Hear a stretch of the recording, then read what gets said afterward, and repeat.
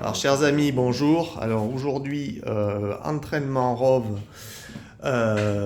pour les deux futurs pilotes de ROV Pro, Gérald aux commandes et Didier ici qui est aux commandes également. Ça se voit pas parce que Didier, en fait, il pilote un pédalier. Je suis désolé, Attends, je vais mettre avec la lumière, on n'y voit que dalle. Voilà, mets-moi la lumière, Didier. Je sais que tu es quelqu'un de très voilà, inspirant.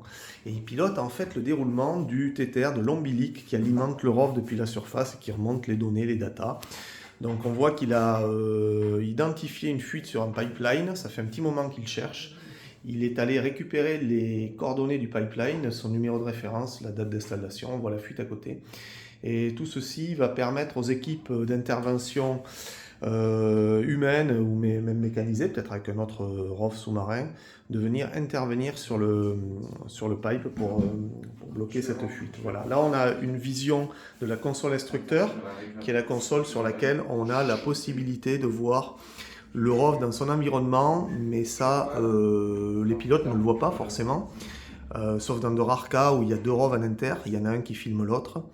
Et en haut, là, ici, on voit ce qu'on appelle le TMS, c'est-à-dire la cage à laquelle le ROV est attaché, qui est un peu sa base vie. Et au-dessus, on aperçoit la coque du bateau. On est par 55 mètres de fond à peu près.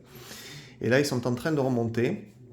Didier, qui est le copilote sur cette OP, a ici la console des outils. Donc, il n'a pas eu grand-chose à manipuler, on ne s'est pas servi des outils.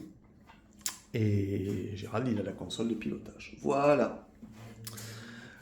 On se refera une petite vidéo un petit peu plus tard, et notamment sur une autre opération différente dans le cadre du simulateur. À très bientôt.